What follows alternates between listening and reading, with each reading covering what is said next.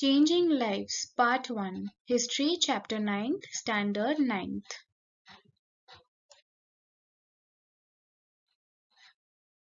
Now let's know a little about this chapter. So far in the previous chapters, we have learnt of the period from the year 1961 to 2000. The speed of change in the 20th and the 21st centuries has been tremendous. Human life is changing rapidly. Things which we could not have even imagined earlier are now a part of reality. In ancient and the medieval periods, religion was an important part of a person's identity, and now modernization has posed some challenges before all religions, be it Hinduism, Islam, Christianity, Sikhism, Jainism, etc. Dr. Babasaheb Ambedkar brought a sea change in our traditional mindset. He brought it about through the medium of the Indian Constitution. According to the Constitution, all the Indians were treated equally before the law, and they cannot be discriminated against on the basis of religion, race, caste, gender, or place of birth.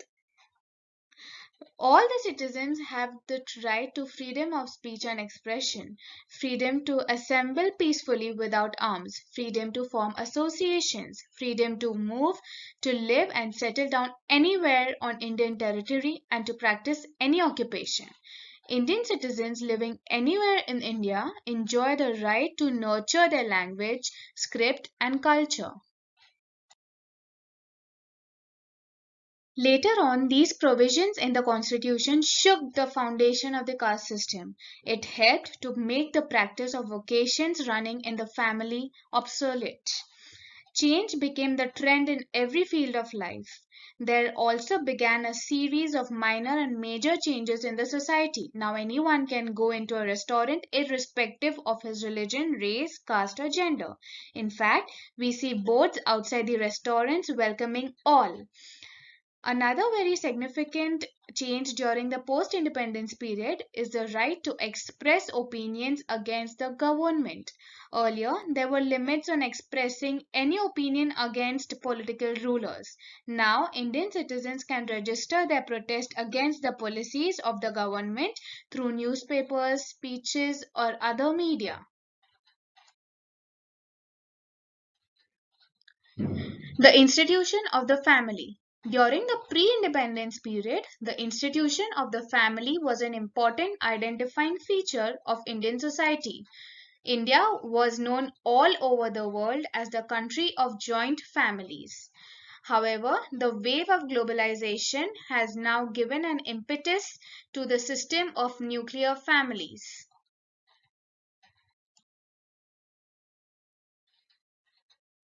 Social welfare. The objective to establish the welfare state has been incorporated in the constitution itself. India is the first country in the world to do so. The social welfare programs aim to make opportunities for full-time employment, healthcare, education, and development available to all Indian citizens. Indian society is riddled with large-scale economic, social, educational, and cultural inequalities. However, it is necessary that opportunities for development reach women, children, the differently abled, the scheduled caste and tribes, as well as other minorities. This was the greatest challenge facing the government during the post-independence period. That is why on 14 June 1964, the Government of India constituted the Ministry of Social Welfare. Under this ministry, various programs are implemented for nutrition and child development, social security and social protection, women's welfare and development. A similar arrangement exists at the state level too.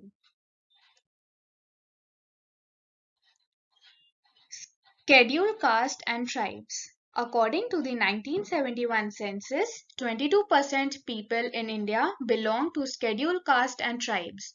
Laws were enacted so that they got educational scholarships and representation in parliament as well as state assemblies.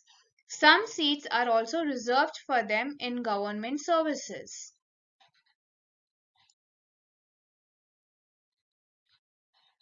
Public health. The Constitution of India states that the primary duty of the government is to raise the people's standard of living, to ensure proper nutrition, and to improve public health.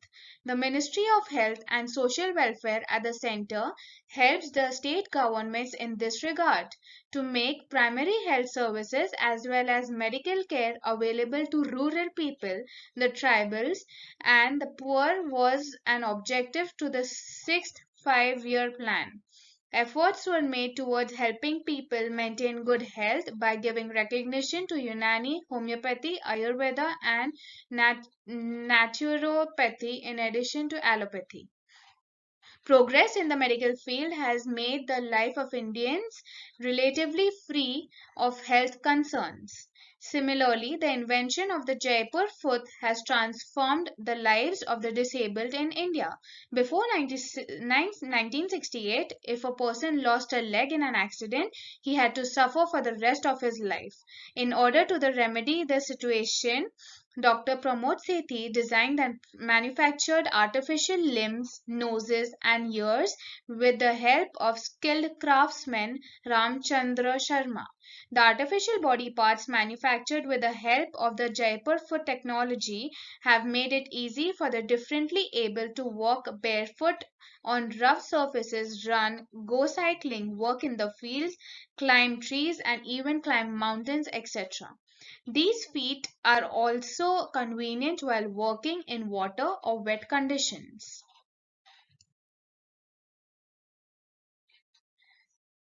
Kidney transplant. Since this surgery can now be performed in India, doctors have succeeded in saving patients' lives. Such surgeries were not so common in India till 1971, but in 1971 it was successfully performed at the Christian Medical College Hospital at Vellore in Tamil Nadu. Dr. Johnny and Dr. Mohan Rao transplanted the kidney donated by a living person into the patient's body. Nowadays, patients from underdeveloped countries come to India for such surgeries.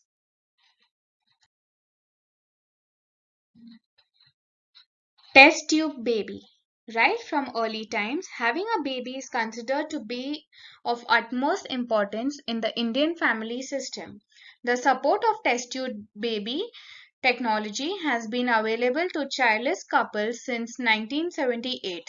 It was under the supervision of Dr. Subhash Mukhopadhyay that the experiment of the test tube baby was successfully carried out at Kolkata.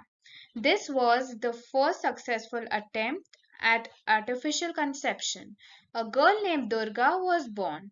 This technology helped to solve the problem of childless couples who wanted children.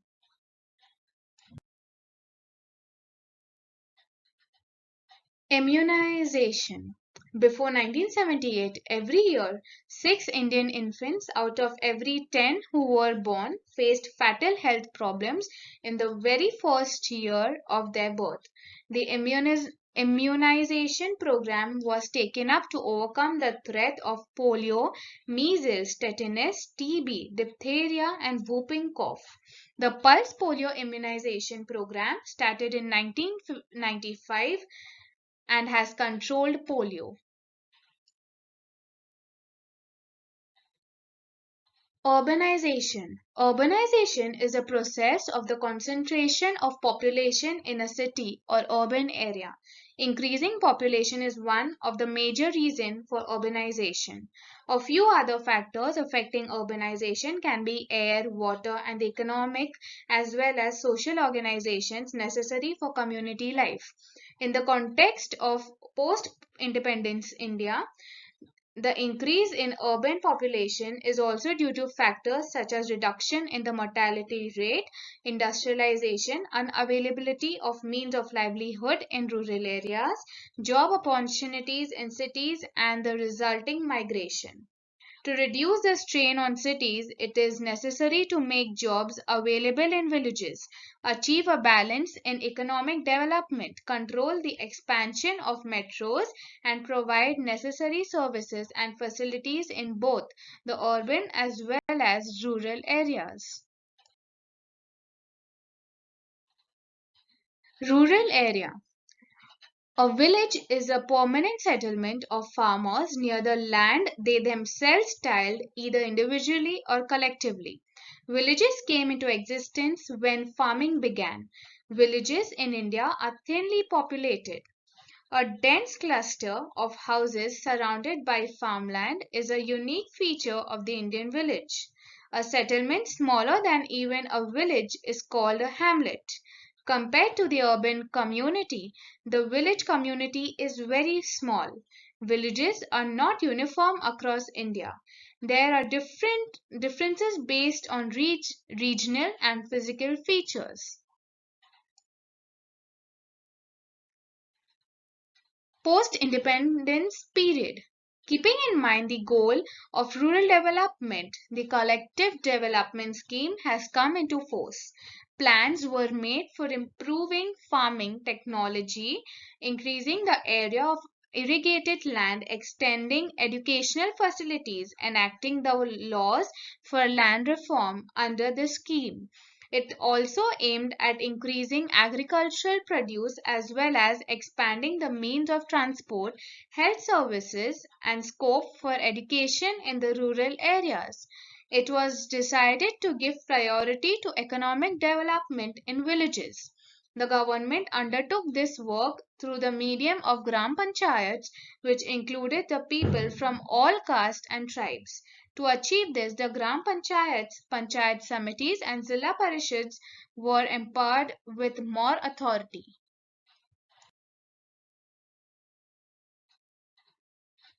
Changing economic life. Earlier, every village was economically self sufficient.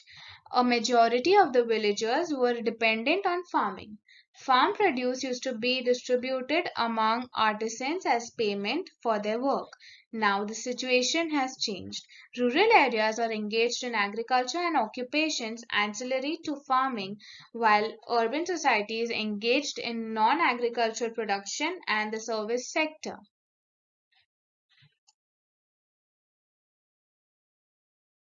Rural development. In 1961, 82% of India's population resided in villages. In 1971, the percentage was 80.01%. So far, the rural area has shouldered the responsibility of providing food grains and other raw material to urban areas, supplying labor to the industrial sectors of the city, and taking care of natural resources. There are three major challenges which ref- with reference to rural development, namely bringing about economic development, developing facilities to meet social needs, and finally bringing about a change of attitude in matters concerning society, culture, and ways of thinking. It is equally necessary to expedite irrigation projects and bring about land reforms. Social needs and facilities. It is necessary to give priority to facilities for public hygiene and healthcare. Even today, the rural population faces problems related to year-round provision of drinking water, toilets, open drainage, narrow roads, inadequate electrification, and lack of facilities for medical treatment. There is a lack of good quality educational facilities from primary level to higher education, centers for recreation, and libraries. That is why it is necessary to give special attention to rural areas. The collective development scheme had an important place in all the first 4 5-year plans of the Government of India. The state of Maharashtra registered remarkable achievements under this scheme. For example, Zilla Parishads were established in 1962. Nutritious Diet Scheme was launched in 1971. The state also started Rural Water Supply Scheme for sinking wells and providing piped water. By 1971, 1677 small dams had also been built.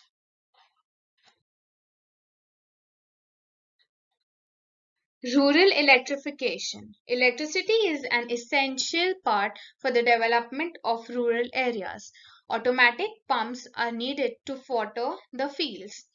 Electricity is needed to preserve perishable food items such as milk, eggs, fruit, and vegetables, to run fertilizer projects, and for fans and TVs, and for lights for studying at night.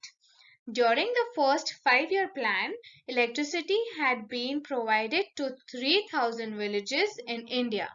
By 1973, it reached 1,38,646 villages. From 1966, it was decided to supply more electricity for pumps and bore wells. Rural Electrification Corporation was established in 1969. Rural electrification cooperative societies came into being in the states of Andhra Pradesh, Gujarat, Karnataka, Maharashtra, and Uttar Pradesh.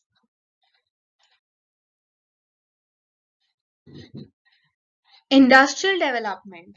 A village industries planning committee was formed to help the development of industry in rural areas. By 1972, 1,06,000 persons got employment under this scheme. The government of Maharashtra has also started residential high schools known as Vidyaniketan in Satara, Aurangabad, Nasik, and Chikhaldara. Their purpose is to provide the best quality education to intelligent and meritorious village students living in unfavorable conditions. As per the recommendations of the Kothari Commission, agriculture universities were started at Rahuri, Akola, Parbhani, and Dapoli in Maharashtra. In recognition of the work done in the field of education, UNESCO awarded its International Prize for the Spread of Literacy to Maharashtra in 1972. In this way, overcoming the obstacles at the beginning of post-independence period, India began to develop and make progress. In the next chapter, we shall learn more about the developments in other fields.